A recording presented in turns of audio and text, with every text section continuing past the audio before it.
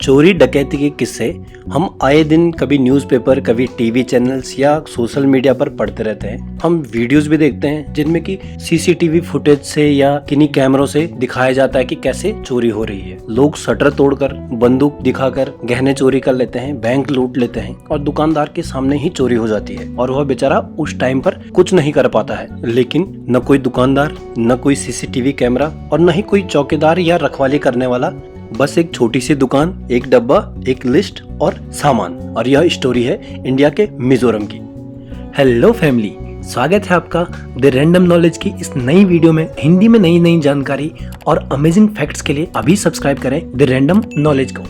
अब आपके मन में आ रहा होगा कि बिना दुकानदार और सीसीटीवी के वो मार्केट चल कैसे रहा है, लोग कैसे रेट तय करते हैं, लोग पैसे किसे देते हैं। हमारे इंडिया के सभी जगह बार्गेनिंग चलता है तो कैसे करते हैं, और ऐसा कैसे नहीं होता है कि कोई चोरी करके सामान भी ले जाए और पैसे भी लेके जाए। मिजोरम और मणिपुर का एक हाईवे है जिसके बीच आप देखोगे कि कुछ दुकानें इस टाइप की थोड़े से छप्पर बना के उसमें ऊपर से बरसाती डाल के और कुछ डंडे खड़े करके इन लोगों ने दुकानें बनाई रहती है। यहाँ पर ये लोग अपनी ऑर्गेनिक चीजें बेचते हैं, जैसे कि सब्जी हो गया या फल फ्रूट्स हो गए, जो इन्होंने भी अपने खेतों में ऑर्गेनिक उगाए रहते हैं। मिजोरम और मणिपुर हाईवे पर अगर आप जाओगे तो आपको कुछ इस तरह की छोटी दुकानें दिख जाएंगी जो टेम्परेरी बनाई रहती है, ऊपर से एक बरसाती कुछ डंडे खड़े करके और उसमें एक डब्बा लगा के। ये दुकानें इतनी मजबूत नहीं होती है, लेकिन आपको यहाँ पर सब्जियां मिल जाएंगी या कुछ फल फ्रूट्स जो भी यहाँ के किसान ऑर्गेनिक उगाते हैं वो आपको यहाँ पर मिल जाएंगे। मार्केट यहाँ से थोड़ा दूर है तो सामान पहुँचाने के लिए ट्रांसपोर्ट का खर्चा आता है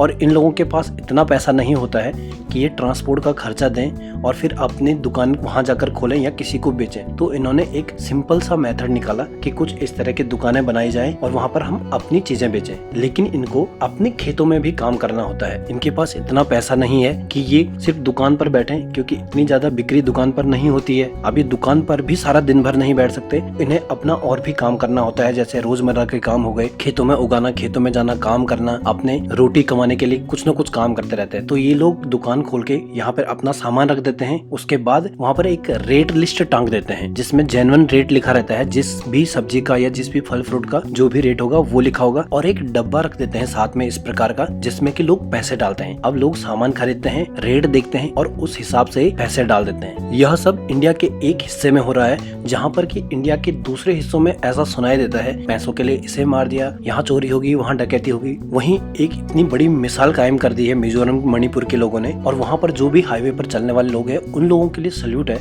जो इतने अच्छे तरीके से इस काम को चला रहे हैं, क्योंकि इसमें हर एक इंसान का योगदान है, चाहे वो दुकानदार हो या ग्राहक हो। ग्राहक न तो कोई मोल भाव करता है और न ही पैसे कम देता है, वहाँ पर सब ऐसे चल रहा है।